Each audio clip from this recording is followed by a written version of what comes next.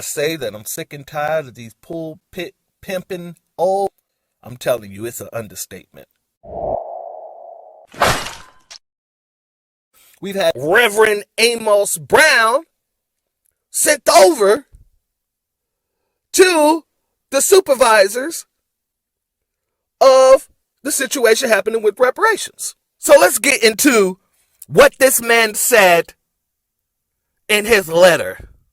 The San Francisco NAACP today called upon the Board of Supervisors to reject a one-time $5 million reparation payment to blacks, but instead call upon the city to make investments in 5 key areas to atone for a history of racism, discrimination, and mistreatment.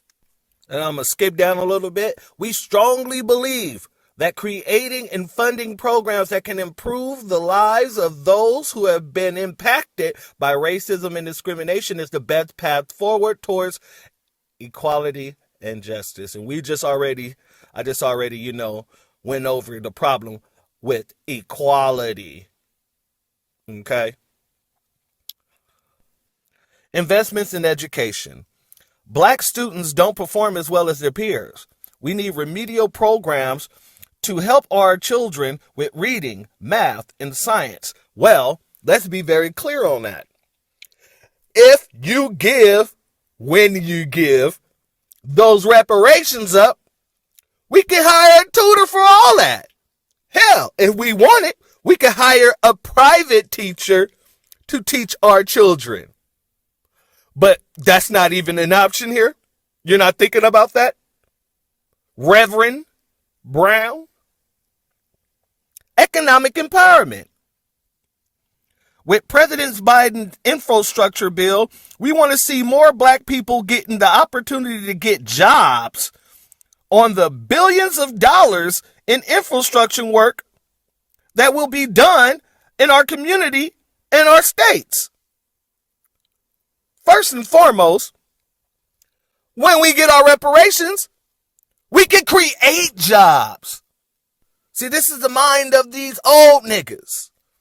Instead of us being able to take our money and build with our wealth and build further wealth, no, don't give us the wealth, just give us the jobs so that we can continue to be under an oppressive system, so we can continue to be under that napkin person who owns the company, so we can continue to be a part of their underclass society. Housing. We want more housing, more public housing, more affordable housing for blacks. There should be preferential treatment for blacks to keep our people in the city. Now that part is absolutely correct. But if you give us our reparations, when they give us our reparations, we won't have to worry about being pushed out of the city. What the hell is wrong with this man? What the hell is wrong with these people? Let's go. Let me see here. San Francisco has fallen from 16% black populations to less than 5%. We need a new version of 40 acres in the mule. Oh my God. We need a new version of 40 acres in the mule that benefits and assists blacks to live and thrive in San Francisco. We don't need another 40 acres in the mule. What we need is for them to enforce the 40 acres in the mule they was already supposed to give us.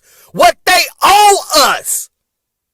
We don't need a different version of a 40 acres in the mule. No, we want what we are owed. We want our reparations. Our cash reparations, our land, our policies, all that comes in together, baby. All of it comes in together. Healthcare. Blacks don't have the same lifespan as the majority of the population. Yeah, because we deal with racism in America. We deal with more than any other population in this country. So, of course, our health care is going to be sky through the roof. But also the problem is we don't have the funds in order to take care of it. Obamacare is not reparations. reparations. Programs is not reparations. And lastly, they mention this Fillmore Heritage Center. And I don't know nothing about this center, so I ain't going to speak up on this center. But all the things that this man mentions, everything in this letter that this man mentions, is things that's supposed to be done for us any freaking way. This is what the government is supposed to be doing for us anyway. So why the heck would you go and try to say, oh, don't give them reparations, just give them the same programs that y'all were supposed to be doing anyway? When we've seen programs be designed to fail. Look at what Biden did with the HBCUs. The programs literally where they gotta fight against each other in order to get the pennies, the scraps. Even though they're giving Ivy Leagues billions of dollars, the HBCUs have to fight for the scraps against Latino serving colleges and minority serving colleges. Who is this man? Who is this man that think he has the ability to come in and speak for all of us and shut down our birthrights, our inheritance? Who is this man? Well, let's figure it out.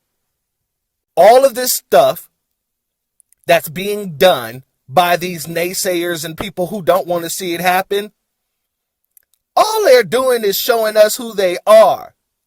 Truthfully. They said that this man met Martin Luther King. But yet he ain't speaking in the tongue of King. King said, we're coming to get that check. He didn't say we're coming to get those programs. He said we're coming to get what's owed to us. Next time we come to Washington, we coming for that check. Period. Anybody who don't speak like that ain't a part of our movement. You don't speak for us, and I'm going to make sure that you know that you do not speak for us. Period. Point in black. And if you're anything like me and you want to contact the man to show your disdain and displeasure for his tactics, this is his email. This is his phone number. And as soon as I'm done with this, I will be emailing the man. And as soon as the sun come up, I will be calling the man. Because I need to know what in his mind gave him the audacity to feel that he can take away the inheritance of the descendants of American slavery. I need to know. I need to know. I need to know. I need to know. At the very same time that America refused to give the Negro any land, through an act of Congress, our government was giving away millions of acres of land in the West and the Midwest, which meant that it was willing to undergird its white peasants from Europe with an economic floor. But not only did they give the land, they built land grant colleges with government money to teach them how to farm. Not only that, they provided county agents to further their expertise in farming. Not only that, they provided low interest rates in order that they could mechanize their farms. Not only that, today many of these people are receiving millions of dollars in federal subsidies not to farm, and they are the very people telling the black man that he ought to lift himself by his own bootstraps. And this is what we are faced with, and this is the reality. Now, when we come to Washington in this campaign, we are coming